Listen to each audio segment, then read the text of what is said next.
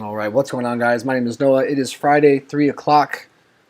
I've got an hour to spend with you and share space, share some time to do a little live stream. So if you're tuning into this right now, it's because you're watching it in a replay. And I wish I could tell you exactly when I did these sort of things, but I don't have a set schedule at this time, so I don't know. I don't know yet, but I hope to make it a consistent thing in general. So we'll wait till people start tuning in, start answering questions. Just try to have a good time.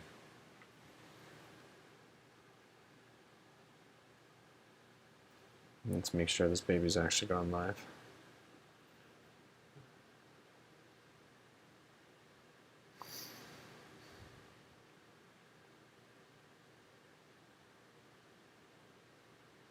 Yep.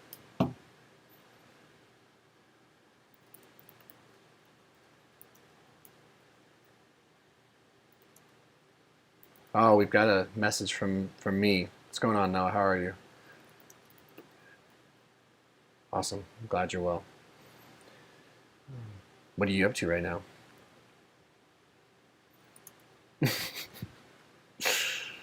Oh boy. I'm losing my mind. I'm literally just talking to myself at the moment. More caffeine. That'll be good.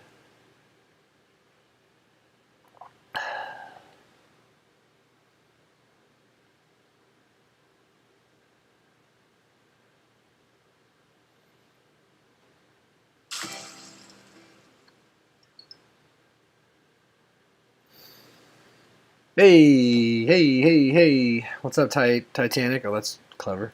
I have a question. Can you do this whole video in a Southern grandma's accent? No. No way. I don't even know what that would sound like. A Southern grandma's accent.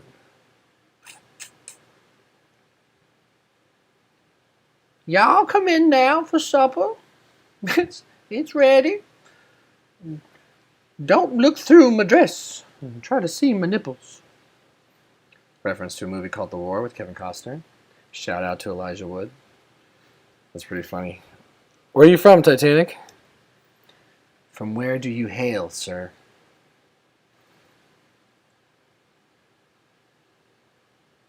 If we have 5 concurrent viewers, I see it says there's 5, then, or 4. If you're watching and you've never left a comment on a live stream, say hi. Tell me where you're from. Tell me what you're up to. Ask me a question. Do something like that. It'll feel really good.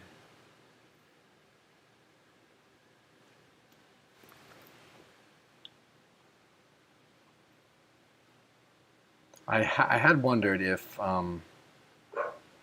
Cincinnati, Ohio. Tell me something about Cincinnati. I've been to Ohio. I don't think I've ever been to Cincinnati. What makes it strange? Rune Sky Seeing says good evening from Sweden. That's wild. What time is it in Sweden? And welcome. That's really cool. Boston, Mass. Have you been to Texas? I was in Austin for a conference. I was in a small little area outside of Austin, that is, for a conference. But that is the extent of my Texas experience. Jimmy Twardy says pineapple juice in that cup. Nah, bro. Let's see if we can show you guys. Oh, don't spill. We got coffee. Oh, I'm going to spill. Well, you can see coffee stains. No more pineapple juice for this guy. I don't really need more caffeine right now, though. The Medic 512 says, no questions, but I'm really inspired by your progress. Much love from Austin. I appreciate that. Thank you. Austin, that's crazy, yeah. I was just talking about it. And thank you for the kind words. Rune says it's midnight right now. That's wild. What'd you do tonight, Rune? James Lofton, how much do you make off YouTube? I earn off this channel, my Big No-No channel, I think around $600, I'd say, to between $600 and $800 a month. So not much, but definitely more than none. World Window, good evening from Hove, United Kingdom. Dang. Good evening to you. That's really cool. Jeff Lang says, you're an inspiration to more people than you know, brother. Much gratitude. Thank you, Jeff. That's really nice of you to say, and I appreciate it. Thank you. El Tigra says, hey, Noah, do you still have depressive episodes? Is that what caused the drinking? You know, I definitely have bouts of sadness. I certainly have come to realize that my drinking, of course, played a major role in my depressive tendencies. Okay, let me backtrack. What is yet to be determined is to what degree my depressive episodes, my episodes of sadness and despair and whatever, how much they're impacted by drinking and then trying to be sober after alcoholic drinking for a long time and not having the patience, the coping skills, or the ability, for lack of better words, to wait for my brain to recalibrate, right? Because dopamine and serotonin, these things are deeply impacted by active addiction. So what I can't be sure of, and I'm excited to find out more about, excited might be a bit of a stretch, but is, how does my brain, how will it do when I'm taking care of it consistently, when I'm minding myself consistently, and then enough time has just gone by for my neurotransmitters to all heal. There's a window of time in recovery that's up to 18 months, different for everyone. It's called PAWS, your post-acute withdrawal syndrome. And I've definitely experienced it, but what I don't know is how much of it's alcohol related, or how much is just inherently the way my brain is and where I might be deficient in certain ways. Where were we?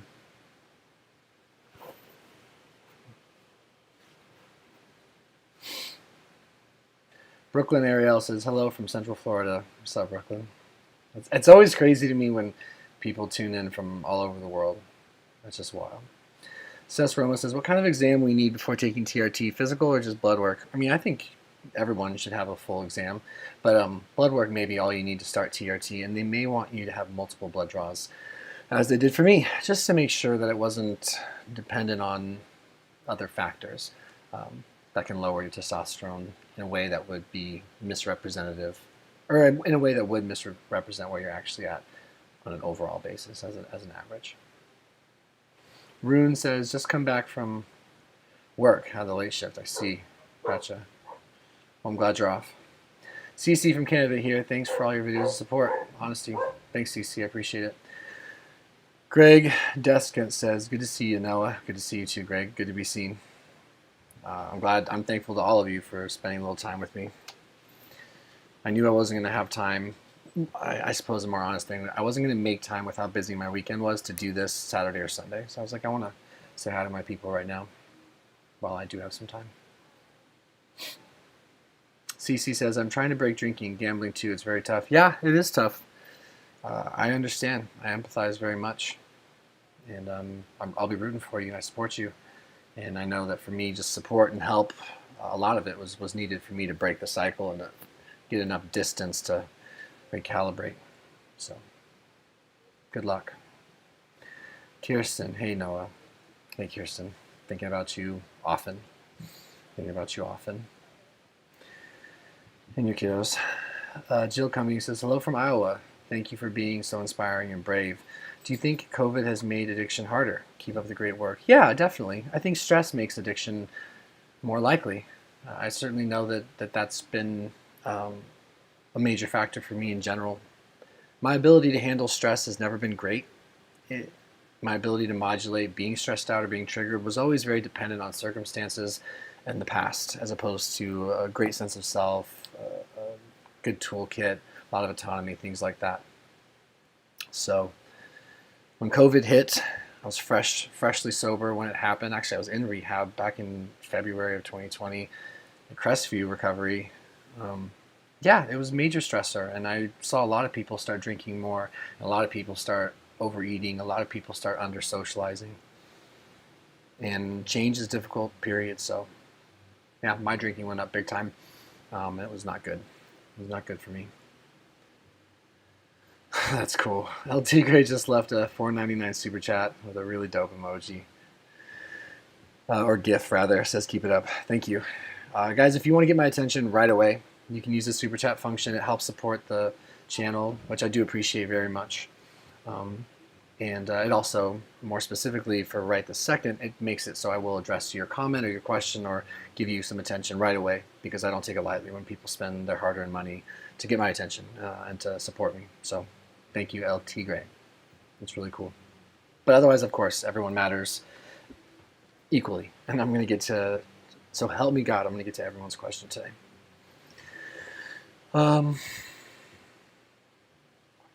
James Laughlin says, I live in Salem. You're not far. I love watching your videos. I'm 2.5 months sober. We're essentially sober at the same time. I always watch your videos to get through the bad nights. I'm glad for that.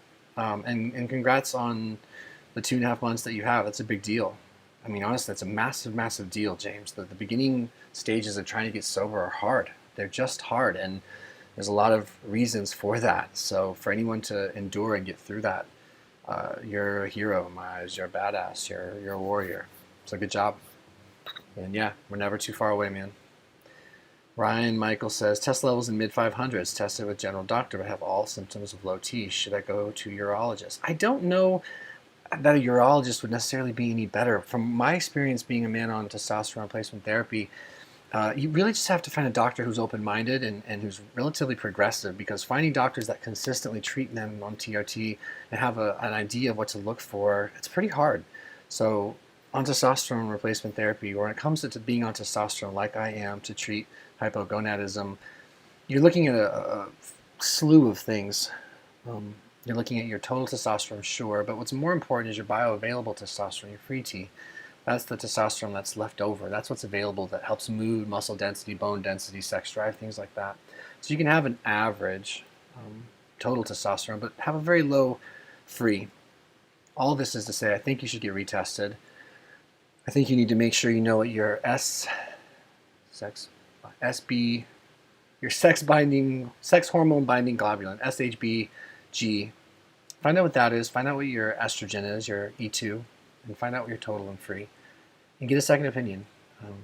You could be suffering very much with a total of 500. Think of it this way. In 1987, the average man had 30-40% more testosterone than the men do now. We live in a toxic world. We live in an estrogenic world in terms of the chemicals we use, the air we breathe, the products that we put on our skin, the food that we eat. A lot of interesting data about that.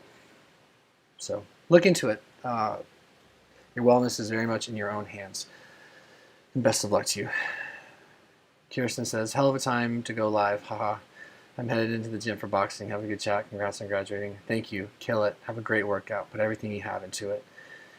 T Nugget says, do you meditate? I do. I take time to breathe and meditate every single day. Some days I put more time into it. Some days I put less time into it. But every single day I take at least some time to breathe, to meditate. I really like 3-part, 4-part breathing. It's very, very useful to me. I really like meditating in the shower and using the physical sensation of the hot shower and the noise, the ambience of it all. Yeah, it's just a part of my self-care.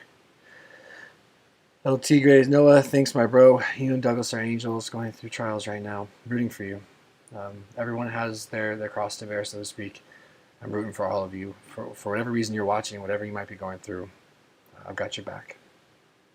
Got your back. Paul Lockery says, you're looking good. Hello from England. Thanks, Paul. I appreciate it. Yeah, I'm feeling pretty good, too. Lee Steele says, hello from Scotland. Damn. How's it going, Lee? That's cool. Greg says, I'm going to donate to PayPal today. Hey, thank you. I appreciate it. It all goes to time for me and production costs and stuff like that. So thank you. That's really nice of you. I am currently looking into, I had an old Patreon that I think I have to disband, and I'm looking into how I can hire someone to help me run a Patreon-like thing more professionally, or how to run a YouTube membership thing for something really, really cheap just to help support. But I have to be able to have something in line to offer you guys tremendous extra value. So that's in the works. But first things first, just get sober, get my feet on solid ground, get used to being a reasonable and responsible member of our community here. Milk Me TV. Noah, how are you dealing with all this financially? If you're referring to how am I dealing with the debt of going to rehab twice in like 13 months, I have a payment plan. We dipped into our savings pretty significantly, and and we'll pay it back, and we'll budget, and we'll figure out a schedule. And I do believe, and this is something that was expressed to me when I first went into rehab back in, well, for the second time in early October 2020, was that my financial viability, my earning potential was sky high sober, and over the years, I would more than recoup the money that I would be depositing, let's say, as an investment in early sobriety, going to treatment. So I'm just trying to be careful, be mindful, and mostly just focus on what I'm grateful for. The debt was worth it. David Anthony Burton says, hi, or are you living now, sir? Where are you living now? I've got a house in Beaverton, Oregon right now. Cess Roma says, hey, Noah, do you think TRT causes cancer? Oh, my goodness. No, I don't think it outright causes cancer. I have read and heard some research that if you're someone who actively has cancer, then the androgenic effect of that can increase the growth of cancer or cancerous tissues or matter. But I'm speaking way outside of my depth, and I really can't answer in any meaningful way. Other than to say that I think it's healthy to be on TRT, assuming you're working with a doctor, you have healthy blood work, healthy physical. If you are good, I think it's more healthy to be on it than not. If that makes sense. Shock Riley says, nice one, Noah. Thanks. Michael Welch says, hello from Orlando. Sweet. What's up, Michael? Adrian Latham says, do you think your perfectionism and need to control things impacts your drinking? I think it did. I don't know that I struggle so much with perfectionism. That doesn't really ring true to my perception of myself, but my need to control things, definitely. Absolutely, that impacted my drinking, my ability to not trust, not have faith, not trust myself, 100%. Learning to let go, let God control the things I can, all stuff that they teach you in recovery, all stuff they teach you in positive psychology and working with your therapist. Stay within your hoo-hoo, clean your side of the street, set boundaries, understand what you want, don't victimize yourself. I'm working hard on those things, and yeah, being mindful of it is helping my sobriety. My screen just updated. I'm starting to go too slow. Let's see if I can speed this baby up. Cosmic Jacuzzi says, what exactly did you do to get rid of depersonalization? So my experience with depersonalization, derealization, in terms of recovering, just was a culmination of time, different therapies, addressing my alcoholism, despite having it come back having my issues with drinking return and then go away.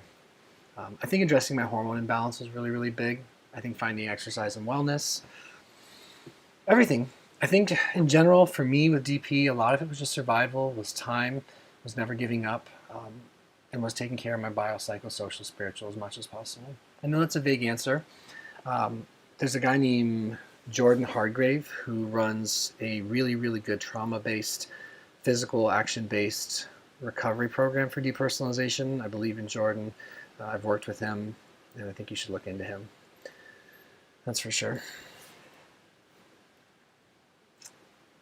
Margaret says, hi, hello from Southport, England. Hey, Margaret. That's cool.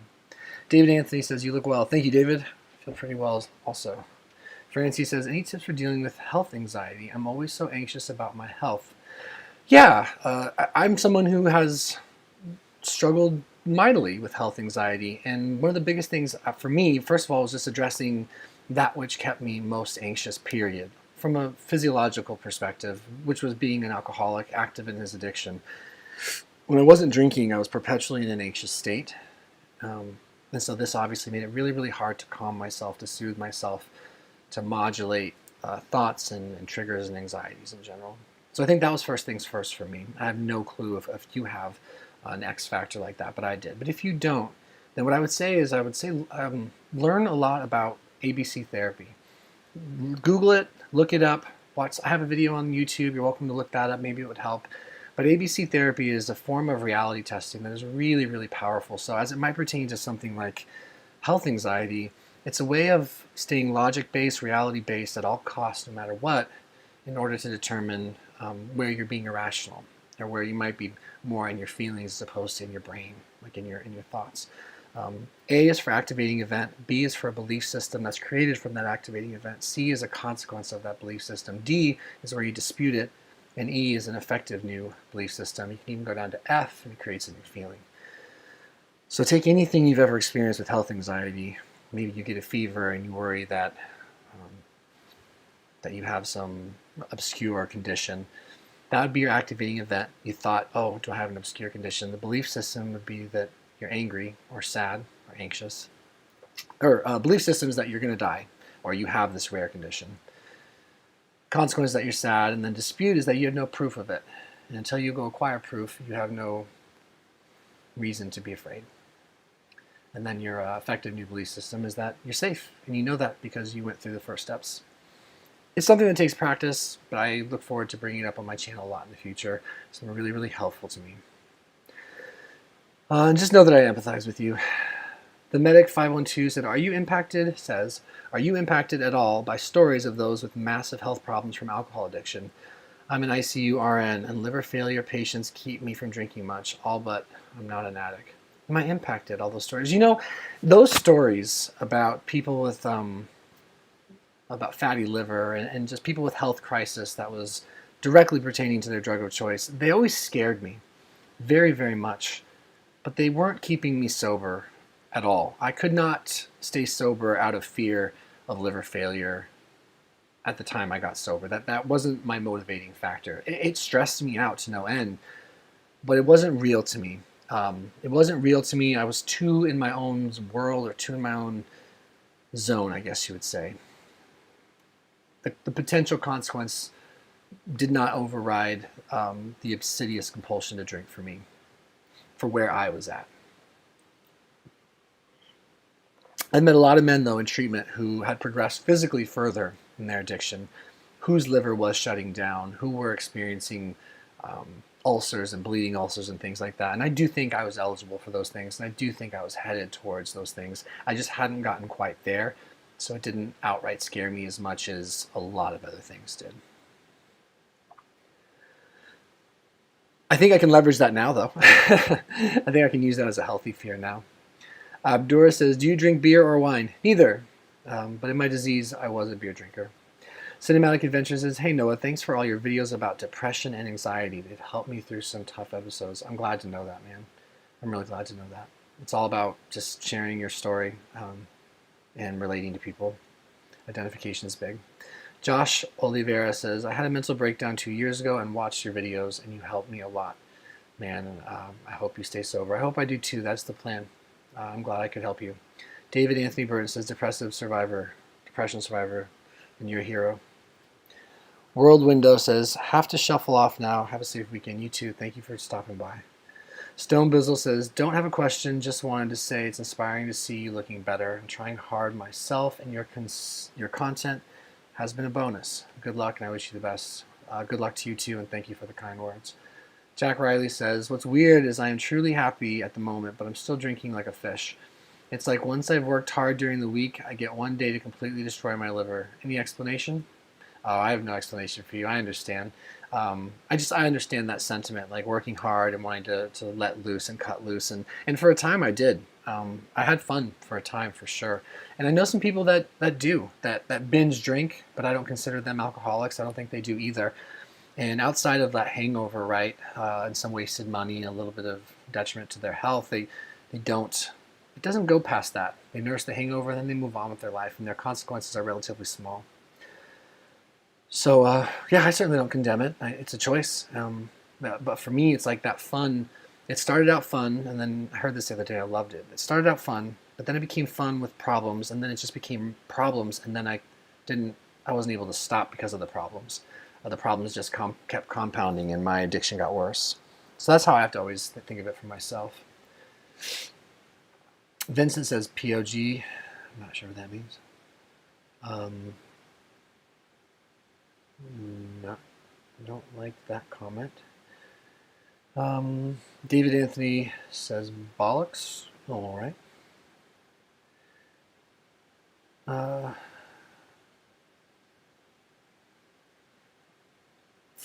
Edswartsify says, I was born in 1987 and I'm a struggling alcoholic. Well, we were born at the same time, and I empathize very much for you.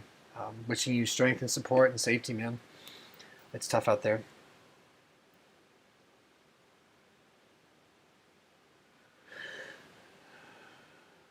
Just know that there's support for you. There really is. for anyone who's willing to work for it and ask for help, there's help available to all of us, which is cool. But it's tough to get to that space.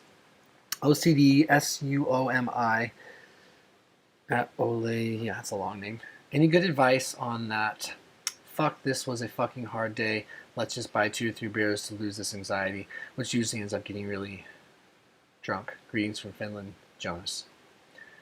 I mean, from my perspective now, all I can say is, like, from where I'm at today, if I had that thought that 2 to 3 beers will help, you know, that's going to make my life better, I have to use insight at this time. I have to be very mindful of my situation, of my past. I have to use a tool called playing the tape through, and I have to be able to answer definitively if it's really true. And perhaps that would work for you. Is it really true that those 2 or 3 drinks are going to make your life better? Are they going to be worth the rebound anxiety that you will be experiencing? Are they going to be worth the detachment from more logic, reality-based thinking that will come for a day or two for all of us when we binge drink? Is it going to be worth the despair and the potential self-loathing? Is it going to be worth the finances? Has it worked out in the past? That's another thing that's important. Like, really, has it worked out in the past in terms of relieving or alleviating? Is it just going to set you up for more need to escape the discomfort? I just have to play the tape through and just be mindful one day at a time. But for me, I had to get some distance to be able to use insight or play the tape through for it to even matter. Like, my first, getting for me a day or two sober, a week or two sober, it wasn't enough to get me out of a disease state of brain because of how far along I was in my addiction. I was still thinking and motivated and very much behaving like someone who was depending on alcohol for survival. I didn't know it at the time. I've learned a lot about the current addiction model, modern addiction science and medicine. Pretty fascinating stuff, but in order for me to trust myself, I had to get removed from my drug of choice for a good while and then do some hard internal work.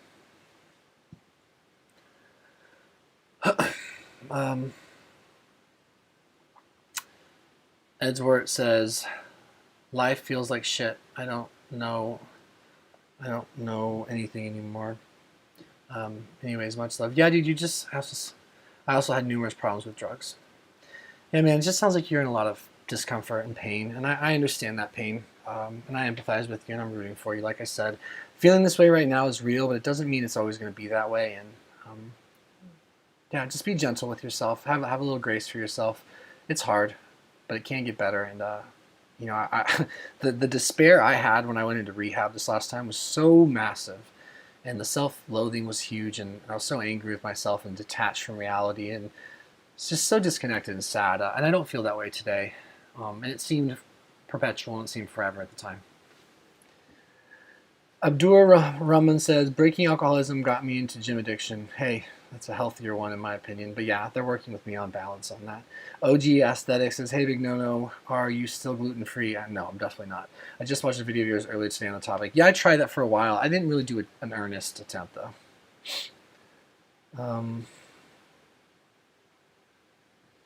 Jeremy Angel, where'd it go?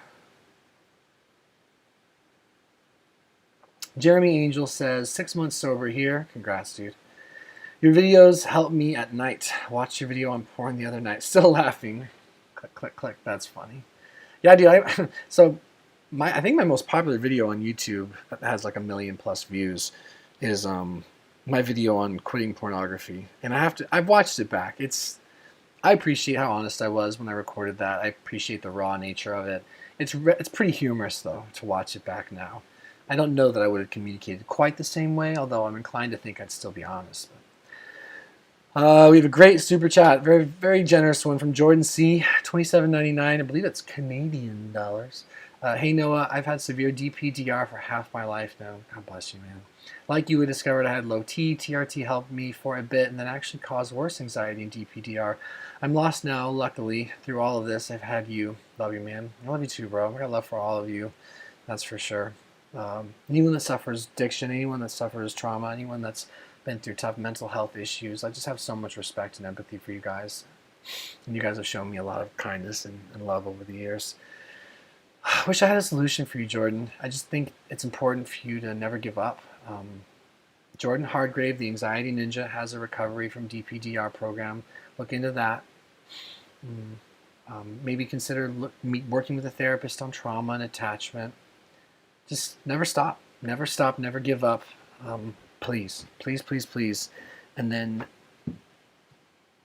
share your story and keep talking and keep getting support and keep reaching out to me and letting me try to support you too, and we'll get through it. But it's tough, man.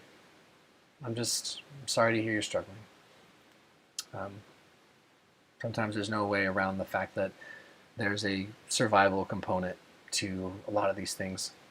And there's potential treatment options, and I have my story for how I've overcame certain things such as DPDR. But one thing is for sure is that a lot of the time it's like, can you cope? Can you handle the discomfort? There's a lot of beauty that comes from being forged in fire. I think it's a tough price to pay for stability and contentment. I know a lot of people don't make it, but it's just the way it goes sometimes. Anyway, Jordan, rooting for you. And thank you for supporting the channel. You're a real badass.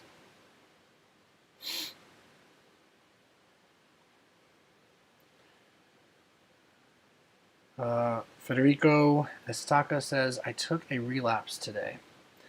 You're asking me a question. I'm not entirely sure what that means, Federico. If you're saying you relapsed today, stay safe. Tomorrow's a new day. Reach out for support. Don't hurt yourself. Don't hurt anyone else. Fail forward. Clara Clux. Oh, mercy. Clara Cluxcow. Happy to see you in a good mood, Noah. Thanks, Clara. It's nice to be in a good mood. Greg Deska says your body looked good in workout video the other day. Yeah, I'm in a good in between place with my body. I'm finding respect and peace for it. I'd like to get even more dialed in so I can enjoy fitness even more and just kind of walk in the skin that I think I'm meant to be in. But I'm certainly grateful for the skin I'm in now, and I'm just trying to enjoy the journey. It's all just a gift at the moment. Thank you. Total Chaos says, being on test for as long as you have you experienced any issues with blood clotting or your prostate? How do your labs look when they come back? I haven't done any, like really deep comprehensive labs like on my hematocrit for a while. No issues with blood clotting, or I know my PSA has always been great as well. But I think we're due for another like deep dive. It's fairly expensive to do like the kind of blood work I used to get for free, and I suppose I took that a little for granted. But never have I had anything alarming come back. Ever. And I did get a lot of recent labs for my total and my free testosterone, but that doesn't cover the hematocrit. So that is something I can look into soon, and then I'll share with you guys. Titanic, seeing that YouTube can be a negative place, has it ever had an effect on your mental health? Oh, 100% it's had an effect on my mental health. Learning to set boundaries with this whole thing that I kind of fell into, which is just updating the internet about my life and sharing about my thoughts and expressing myself like this. Kind of knowing how to regulate when I personalize has not always been smooth. There's been some codependency for me when it comes to making content for strangers, people I dearly care about. I've come to know a lot of you, but the vast majority of the people that watch my videos, I don't know, and they don't know me in a full scale. They know me as best as I can represent myself online. So. Yeah, I think it has, and it's been getting better and better and better. I've been using a lot of tools around it, and just remembering that I can't control this content that I'm doing. I think it's more valuable to be honest and share myself than to not. And then there are going to be people that just don't like me, or at least think they don't like me, if that makes sense. And they're welcome to express that, and I don't have to take it personal, and I certainly don't have to continue to be like verbally abused or something. I can block people from the channel. So yeah, it's a good question. Federico says, I need help. Good for you for saying you need help. Go get it. Go get help. Abdur Raham says, beating your meat isn't good for alcoholism. Amen, brother. Cosmic Jacuzzi says, yes, I bought Jordan's course already. Thanks. Good. That's dope. Mac Wag says, Suboxone seemed to have really messed up my happiness, my drive to do anything that I used to love. Suboxone, I think, has a very similarity to VIVITROL, and it can cause problems. It's the naltrexone. Yeah, I don't know. I've heard of some people that don't respond particularly well to Suboxone. I know that it can be a great tool for others. Talk to your doctor, get help, consider tapering if that's what you guys decide is best for you. Just hang in there. Thanks for sharing that. It's tough. Francie says, thank you for responding, Noah. Big hug from Croatia. Hug received. Thank you. Brian Jackson says, how do you cope on medication when it knocks you out? I feel like a truck had run over me. I don't know, man. I think it's remembering why you're taking it, perhaps. I've had to be on a myriad of different medications over the years. Psych meds, antipsychotics, mood stabilizers, MAO inhibitors, antidepressants. Yeah, I've been on lots of meds, and they've had side effects. So I think for me, it was just trying to be mindful of why I was on them, trying to mitigate certain anxieties with reality testing the fact that I knew what they were. Working with my doctor to adjust meds was important. Getting off them when it was the right time was important. But otherwise, I don't know, man. I remember being knocked out, and I didn't like it. I just remember not liking it. Yeah. Rune. Okay. Zendo 8-bit says, you mentioned getting a degree in psychology. Makes sense with the videos you put out and what you've been through and have learned thus far. Have you put any thought into a specialty? No. I think it's a very natural fit, the idea of getting a bachelor's in psychology, maybe getting a master's in addiction psychology, but I don't even know if that's a master's or how that works. But I think working in the field of addiction is appropriate. I think it makes sense. I really like understanding how the brain works. I think learning about how my brain has worked from a psychological perspective in treatment has really lent itself well to peace of mind, to motivation to follow through with direction, to better self-understanding and better self-awareness, and then just being more mindful of others. I really, really like the field of psychology, and I think it's a widely misunderstood field. Just knowing how little I've understood about my own brain, how it works, how trauma has impacted me, it's so fascinating, and I want to be able to help people experience aha moments like the ones that I've been able to experience working with psych professionals, counselors, addiction specialists. I hope something like that, but for right now, I'm just trying to focus on doing the next right thing and really, really bolstering my sobriety, my recovery. Dyla Ibis says, hello from Germany. Your videos help me a lot since my partner deals with severe depression. He wants to isolate himself and doesn't want to see me. We've been together for 7 years. I'm glad my videos could help me. I'm glad my videos could help you. I'm sorry to hear about the circumstance with your partner. Lord knows that addiction, mental health issues, it's a family thing. You know, it impacts a lot more than just the person who's acutely going through it. All that is to say, I hope you're taking your self-care and your wellness very serious and giving yourself space to be cared for by yourself or going to get care from others, and understanding that you're worthy and that you deserve your own attention and help. I've been learning a lot more lately about how my addiction impacted Jesse, and it's very real. So take care of yourself, protect yourself, and good luck, okay? Noah says, Noah Bernadette, how long did it take you before you felt good, normal again in sobriety? I'm on day 27, I still feel off. I would say that for me personally, I started to really notice that my mood was stabilizing and that my withdrawal side effects, the ones that were more obvious, at least the anxiety, the race brain, cognitive distortions, they started to get better around 2.5 months for me personally. But that I have to be very clear that was with extreme exercise protocols every morning, 5 days a week. That was me in a treatment environment, working with a therapist 4 days a week, addiction education 4 days a week, group therapy 4 days a week, house meetings twice a week, yoga 3 times a week, mixed martial arts to help rewire left and right brain and work on neuroplasticity and brain regeneration 3 days a week.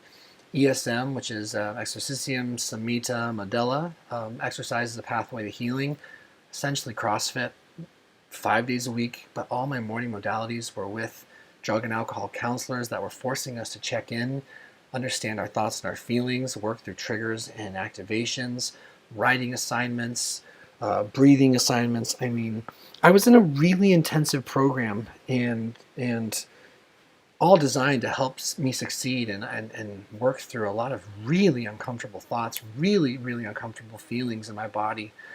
And even with that, all of that, it took me 2.5 months. And there are still ups and downs.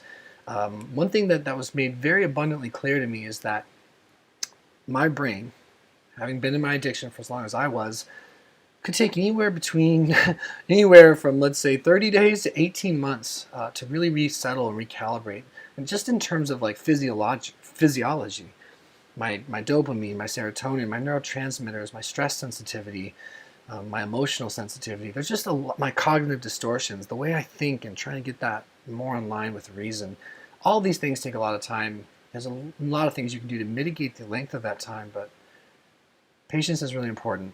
And one thing that is true is that if you're an addict and alcoholic, the first 30 to 40 days period, you're still in a disease state. It just means that your brain's going to be actively playing tricks on you. It's going to be trying to get you back to your drug of choice at all costs, no matter how much pain you were in. In that addicted state, I've learned a lot of interesting stuff about how the mind, how we're impacted by being in the limbic survival state, and how based on overuse and over time and the way brains change in addiction, alcohol became a survival thing for me, subconsciously and neurologically speaking. My brain was prioritizing it. There's a book that might be very helpful to you. It will be helpful. Hang on.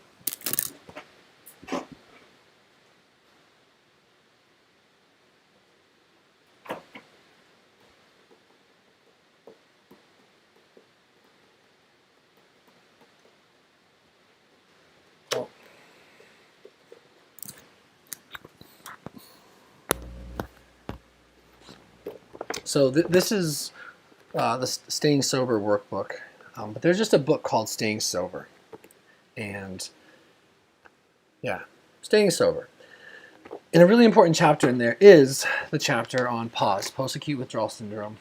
I think Annie Grace has a great book. I don't particularly care about how she chooses to elaborate and speak on traditional 12-step models, but as far as understanding why you're thinking the way you're thinking, why you're behaving the way you're behaving, and how it fits a very specific and documented list of behaviors and thoughts, it can kind of help mitigate the stress of it all. I hope that helps, Noah. I had to give you a little extra love. You know, you got a great name. Great name. Robert Ball says, thoughts on the Wim Hof method? I don't particularly know the Wim Hof method. I know of Wim Hof. I definitely participate in breathing exercises all the time, every day, but no thoughts on his specific method at this time. Janet Kirkwood says, it's hard packing up when the whole family drink. Yeah, I don't know if you mean like leaving or what specifically you mean, but yeah, if everyone around you drinks, you'll have to really come to terms with what you're willing to do and not do to protect yourself. I know I've had to do that.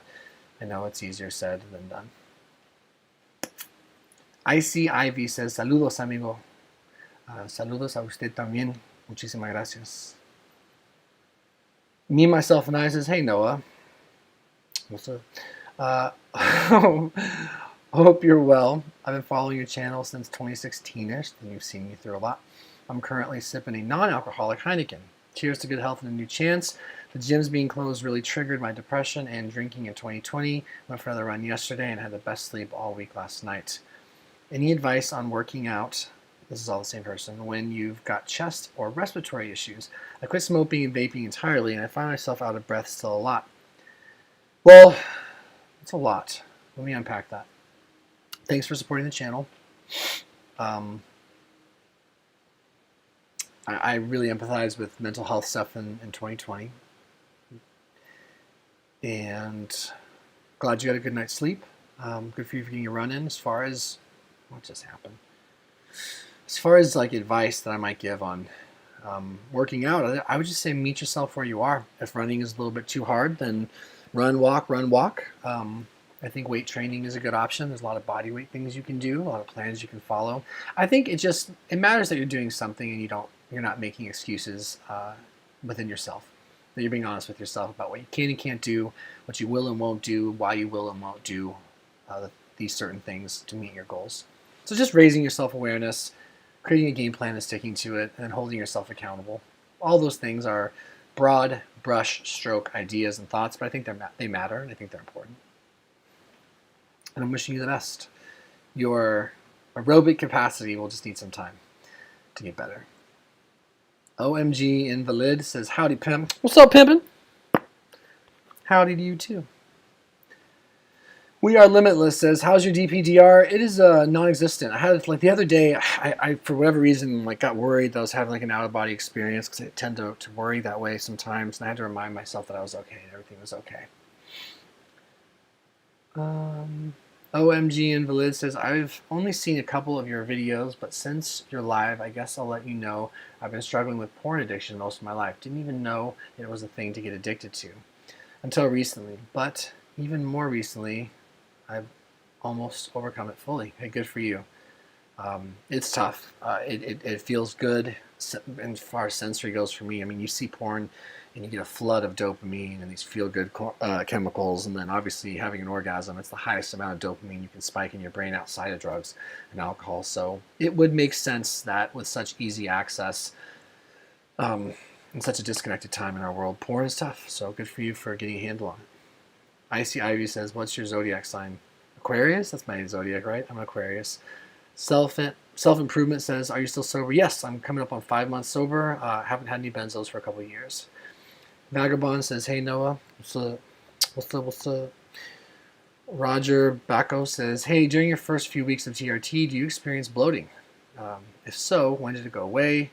Or what can you do to help get rid of it? Yeah, if your estrogen spike's too high, then yeah, there can be some water retention for sure, which can make you feel bloated.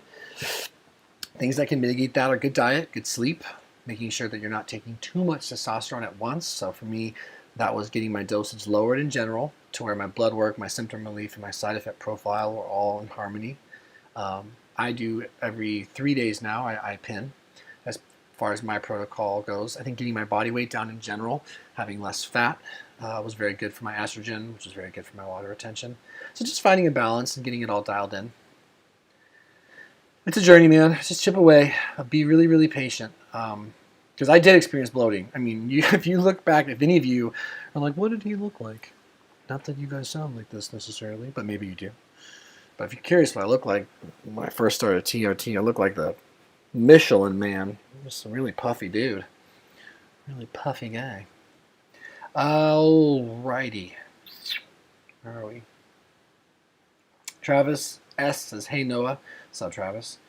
How to Clarinet says, do you feel more solid than other times you have gotten sober? Do you have a plan in case of relapse? I do feel more solid than other times getting sober. It's been a different experience. Being at Treehouse Recovery, very intensive 5-month program, a different methodology, or it's just a different type of rehab. It's very cutting edge, I would say. A lot of physical incorporation, a lot more one-on-one therapy, a lot more inclusive, small-knit group. It's a different sort of thing, and it has helped me to learn a lot more about myself. It's certainly brought things that I didn't understand about my past and my traumas and my maladaptive behaviors and the way I was wired and all that. It's given me a better opportunity. Nothing's foolproof, right? But I don't feel afraid of what may happen today because I just have more tools now. A plan in case of relapse. I'm not going into a plan. I mean, yeah, we talk about that. Get help and reach out for support as fast as possible. But I have a very specific and fairly dialed in plan on relapse prevention as opposed to what will I do if I relapse. I mean, I'm not going to go there other than, yeah, I need to ask for help right away. But we're focusing a lot more on relapse prevention. Panagiotis Harmon says, I drink 10 to 12 cans of beer every night. How will I reduce it to a normal dosage? I don't know. That'll be for you to figure out. I'm not sure. I couldn't tell you how you would get that down. I think it's too much, and I think you know that. But I personally was never successful at moderating. That wasn't my story, and I don't know if that's something you can do. Only you and potentially your support team will be able to know that, and I'm assuming only you. Only you know can you really moderate. And I think if you could, you would. That's all I have to say. But I don't judge you, and I'm glad you were honest about that. I drink more than that every night, so I really do understand. Vagabond says, are you okay with emptiness? I've been interested in Buddhism, and a big part of it is sitting in emptiness, being okay with meaninglessness. I'm a Christian, but still interested in learning. Yeah, I definitely want to be okay with that. I like that. Thank you for sharing that. I think that is that's meditation, right? Is trying to just be still. Yeah. Yeah. We've got 10 minutes, guys. Maybe a little bit less. I got to skedaddle in about 10 minutes. But thank you, everyone who's been here with me. This is really good for me, and I appreciate you. Tao Tao, who's one of my favorites, like one of the best people I've got on here, says, I'm happy to see you doing well. Are you comfortable discussing your siblings' relationship with alcohol? Ooh. If it's not too personal, do any of them struggle? You know, I do want to be really careful about how I discuss my siblings. Because I'm a small, but still a bit of an online public figure, I want to protect their anonymity. And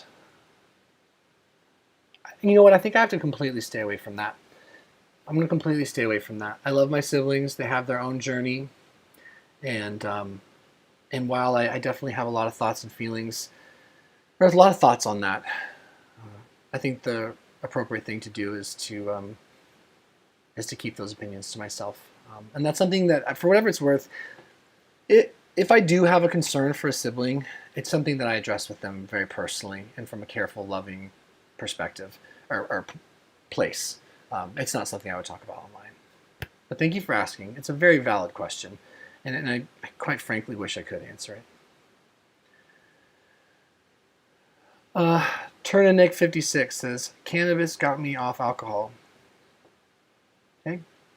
If that works for you and you're having a good experience on cannabis, good for you. KC says, how much does TRT help with anxiety? Looking to go on TRT to drop my SSRI. I mainly suffer from physical anxiety. Yeah, it helped a lot. It helped a lot. I mean, the symptoms of low testosterone are well documented, they're well established, and they're very, very, very real. So if you actually have low testosterone, much like I did, then you will suffer more from low than having it optimized. But I will say that getting stable on testosterone took time, like a lot of time, actually. Every couple months was better than the month before. It wasn't a cure-all, but it did help. So it can take time, up to 6 months to a year, I'd say, for the mental stuff.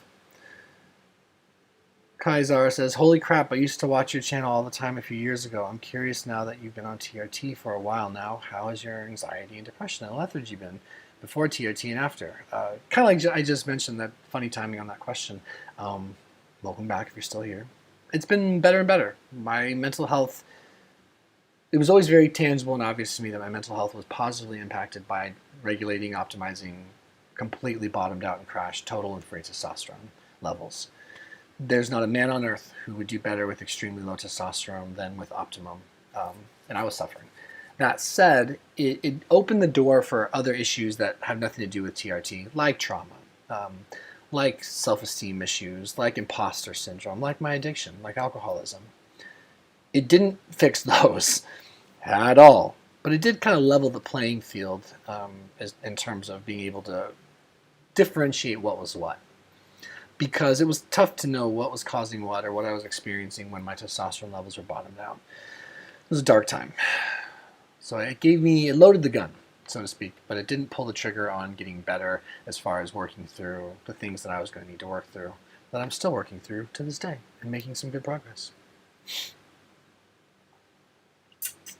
Travis S. says, trauma is the root of the majority of our issues. Amen, brother.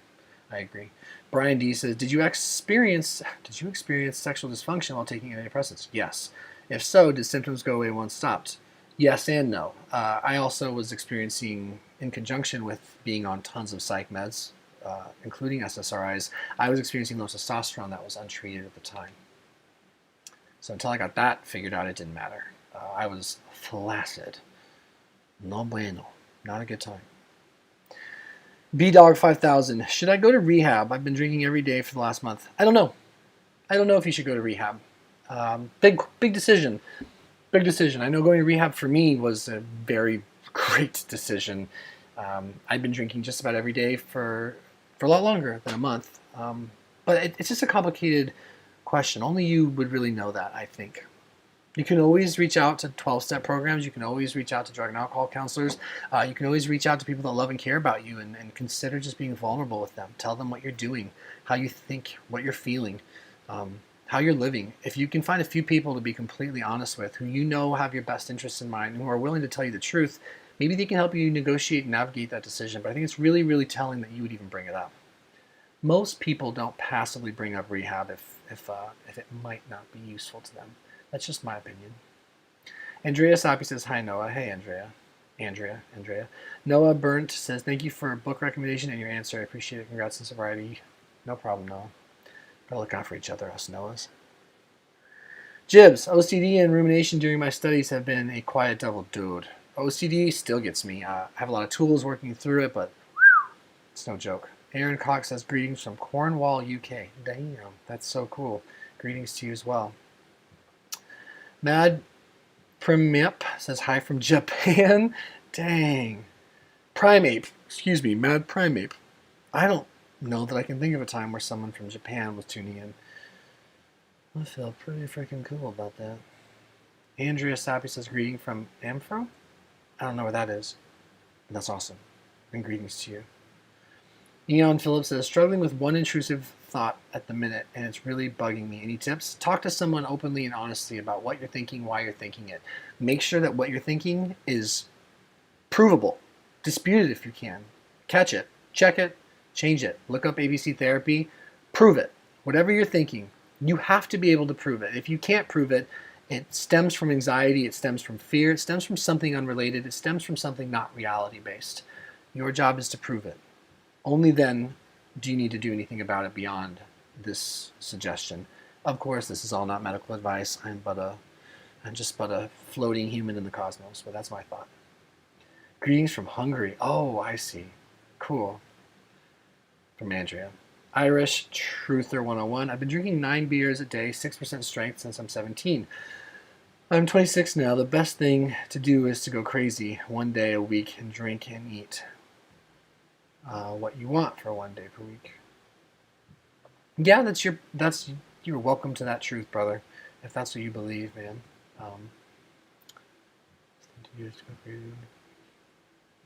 Yeah, there's no situation for me personally where alcohol was working. But if you found a way to make it work for you, and it's not impacting your sense of wellness, your life, your relationships, your productivity, your dreams, your sleep, your health, all those things, or if you're just okay with whatever, how it's impacting you or not, good for you, man. It's your life. The 000 says, you so handsome. Thank you. My mom and my wife agree. Titanic says, what would you like to do and talk about on your YouTube channel? Have you been thinking about it during treatment? Yeah, oh yeah, I've been thinking a lot about that. And I'm not sure. I'm sort of making all this up as I go. I just know that I want to be here. I know I want to be here with you guys, and I know I want to make content. I just want to do it for the right reasons, and I want to enjoy it, and I want to help. And I like using this in a good way to get help. So yeah, we'll figure it out.